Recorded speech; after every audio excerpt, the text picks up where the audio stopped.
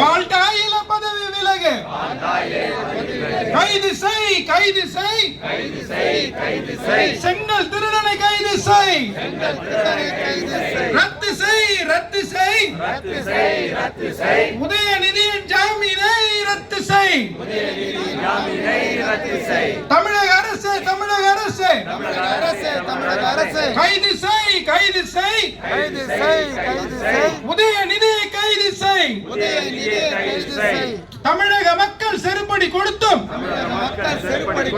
திருந்தாத உதயநிதியே, தமிழக மக்கள் செருப்படி கொடுத்தும் திருந்தாத உதயநிதியே, சனாதானத்தை இழிவுபடுத்திய உதயநிதியே நாசமா போ. சனாதனத்தை இழிவுபடுத்திய உதயநிதியே நாசமா போ. பாரத் மாதா கி. சொல்லிட்டாங்க. நம்ம அதுதான் பண்ணிட்டு இருந்தோம். அப்போ ஒரு டென்டல் டாக்டர் இல்லை, ஒரு வியாதி, டென்டலுக்கு நம்ம பல்லுக்கு ஒரு வியாதி இல்லை, ரொம்ப நல்லா இருந்தது.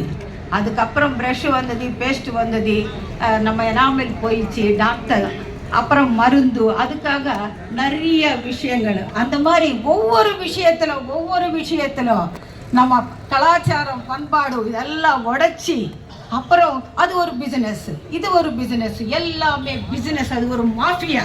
அதுதான் நடந்துட்டு இருக்கு. தவிர சனாதனம் ஒழிக்கிறதுன்னா என்ன ஒழிக்க முடியும், என்ன செய்ய முடியும்? ஒன்றும் செய்ய முடியாது, செய்யவே முடியாது.